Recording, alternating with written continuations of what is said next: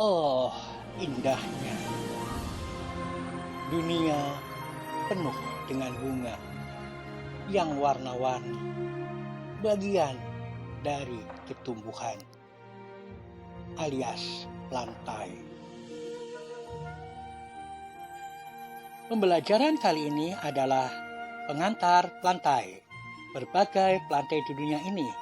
Selamat menyaksikan. Pengantar dunia tumbuhan kali ini akan memaparkan tentang beberapa bagian dari dunia tumbuhan. Di antaranya adalah bryophyta atau tumbuhan lumut. Yang termasuk tumbuhan lumut misalnya adalah lumut hati. Contoh lain tumbuhan lumut adalah lumut daun. Banyak macamnya lumut daun, dan ada pula tumbuhan lumut yang dikenal dengan nama lumut tanduk. Tumbuhan lainnya adalah tumbuhan paku atau Pteridophyta.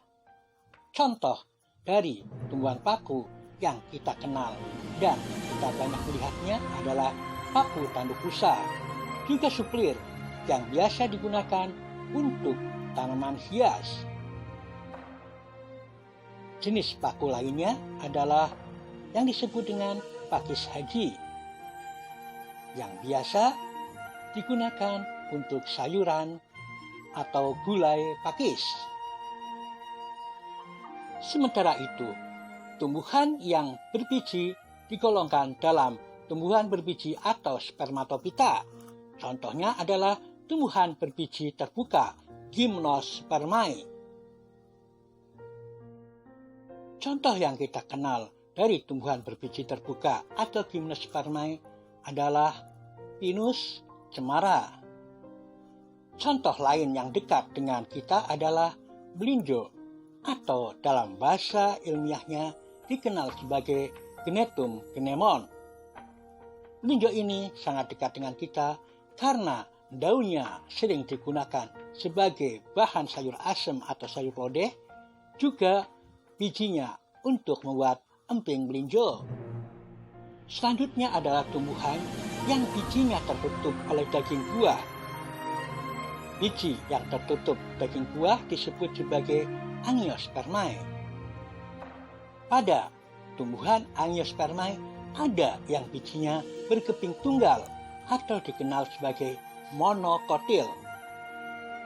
Tumbuhan monokotil dapat dibedakan dari tumbuhan yang berkeping ganda atau dikotil dengan melihat beberapa hal seperti tulang daun, kepingnya, atau juga jumlah bunganya, kelipatan dari kelopak bunganya.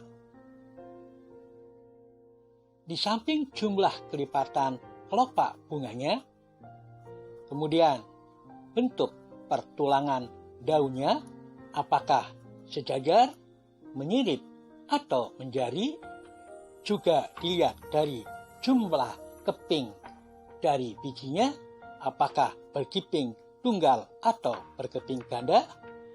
Untuk membedakan monokotil atau dikotil juga dapat digunakan dengan melihat jaringan, akar, dan batangnya. Atau dengan kata lain, untuk membedakan dikotil monokotil bisa dilihat secara histologis.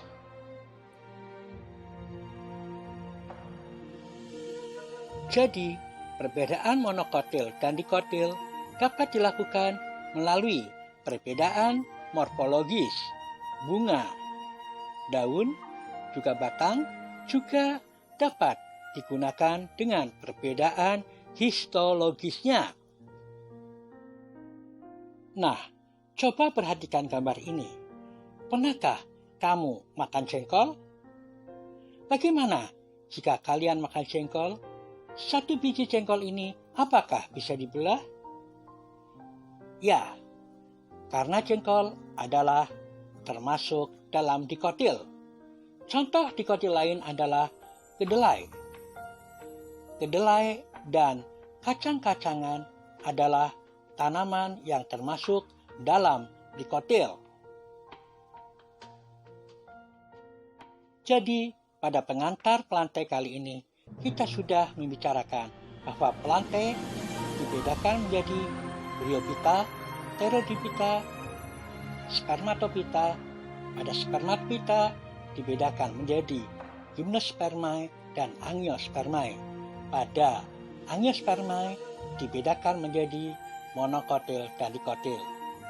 Demikian pemaparan kita. Untuk pertemuan yang akan datang, kita akan bahas satu persatu dan tentu saja bersama manfaat-manfaatnya.